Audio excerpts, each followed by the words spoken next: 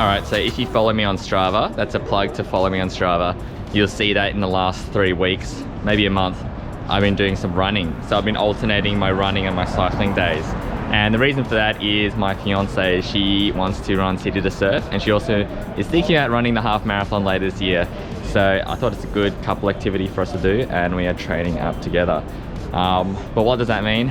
That means to track all my runs, I've had to make a new purchase recently, and here it is. So this is the Garmin Forerunner 55. I'm using it as a device to track my runs. So I picked up this Garmin Forerunner 55 recently, and if you can find it on sale, it's usually about $300 or less. So it's actually quite affordable. Now today's question is, how does a Garmin wristwatch compare to an actual head unit? So the head unit I'm comparing it to is my trusty Garmin 830 head unit that I've been using for years. Now the thing is though, head units cost a few $100s and they've only really got one job, and that's to sit on your bike and give you data. So could you possibly replace it with a watch? That's what we're going to find out today.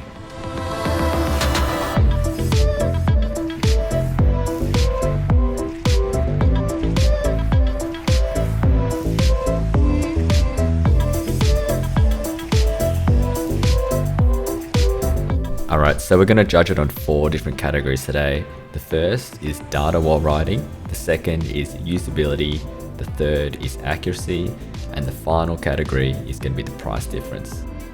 Now let's talk about data screens while riding.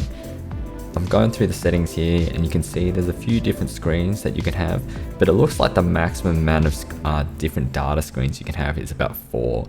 Now, obviously you're quite limited by how small the watch face is, and then the different data you can have on there is like all your usual stuff. Heart rate, speed, time of the day, and I'm sure you can also connect your other sensors there, like your cadence and also power.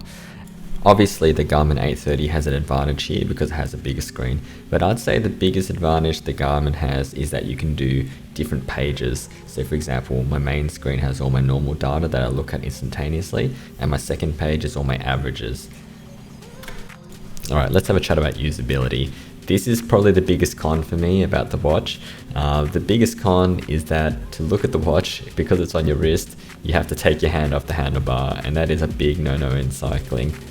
I've seen mounts where you can put the watch onto your handlebars like a head unit, but obviously you'd lose the heart rate functionality then. I think the good use case for this watch is if you're a triathlete, because this watch is waterproof, you can take it swimming, to your cycling, to your running, so it can sort out all your activities in one thing.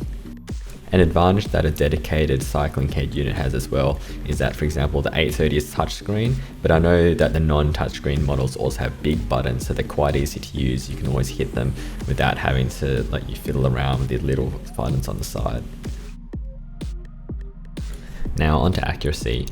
This is one of the things that I found super interesting, because there's quite a bit of discrepancy in some major factors between the watch and the head unit. Now I'm going to say that the head unit is a bit more accurate. I think the GPS tracking in that is more accurate, as well as the associated sensors that you're using, like the heart rate strap, the cadence and the power meter, etc.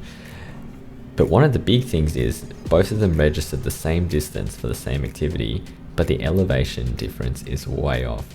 The watch says that the elevation total ascent was over 400 meters, whereas the head unit said about 260 meters.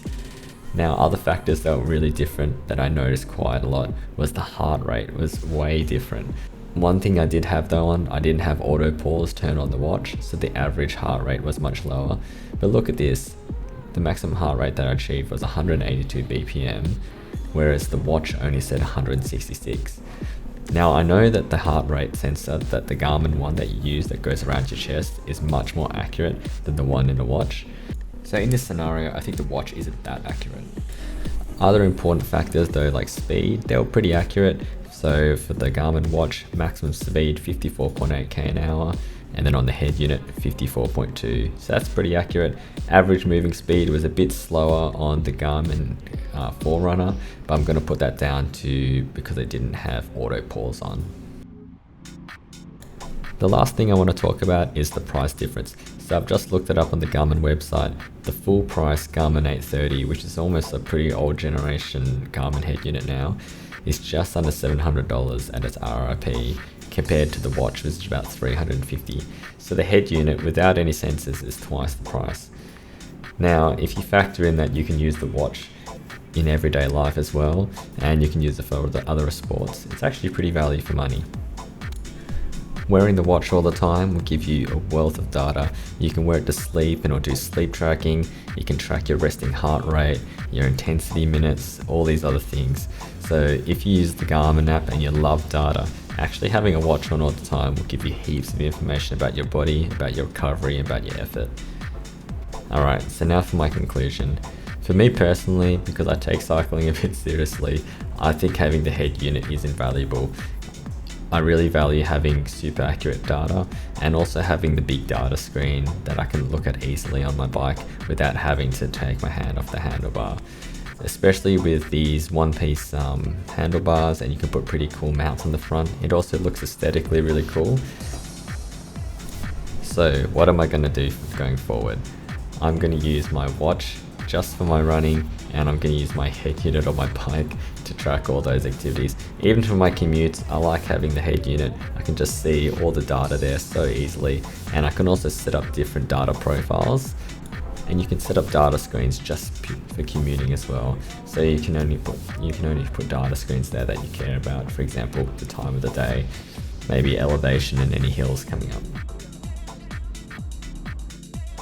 Alright guys, thanks for watching this video. If you wanted to see what I got up to last week, I reviewed my Endotrip facilities that were just constructed, so you can check that out in the video description.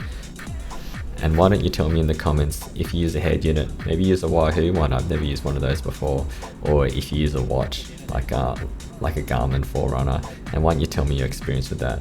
Alright, I'll see you in the next video. Bye. Is riding up, Yeah, mate. it's got the gearing wrong. What do you mean? It's not even that steep. That's embarrassing. See? Good job riding up the ramp, unlike this guy. Walks up the ramp.